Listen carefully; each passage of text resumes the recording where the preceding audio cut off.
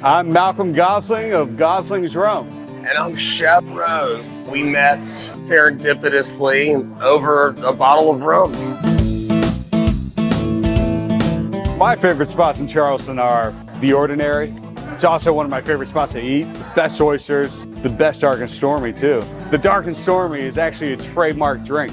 It was created in Bermuda. Bermudians actually see it as the national drink of Bermuda. Charleston and Bermuda have so many similarities. The relationship between the two date back hundreds of years. If you were going from England or anywhere in Europe down to the US, a natural stopping point was Bermuda, where they pick up stuff like rum. The Charleston Cocktail Club, some of the best drinks in the world. The only reason why people outside of Bermuda knew about Goslings was because of sailing. Charleston Race Week is one of our biggest events that we do. It's, I think, the largest sailing regatta in the US. The Newport to Bermuda race is the reason why we started to export rum. That started over 100 years ago, and the sailors from the US, from Northeast, would come down, they'd try this rum, they'd love it, they'd love the Dark and Stormies, and they'd bring back as much as they could because they couldn't find it in the US. That's how our name kind of got started without us even really thinking about exporting our product. I think the coolest new spot in Charleston is the Palace Hotel. Cool people, great drinks, great Dark and Stormy. The rum is almost 200 years. Our family in Bermuda actually dates back to 1806. We ended up in Bermuda by complete mistake.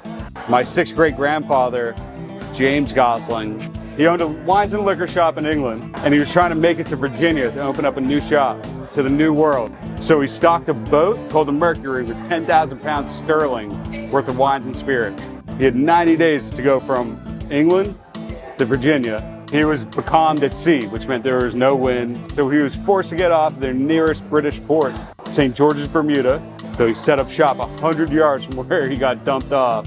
His brother, Ambrose from England, met him 6 months after with another boat full of booze. And we're now Bermuda's oldest business. So there is something very exciting. Gosling Spirited Seas. So this is rum that we aged on the ocean in once-used bourbon barrels. This is going to be something that's an annual release and something we're really pumped about. I'm really pumped about. Makes a great old-fashioned, a little bit higher proof. You be the judge. Try it. I'm Malcolm Gosling, and that was my tour of Charleston. Cheers.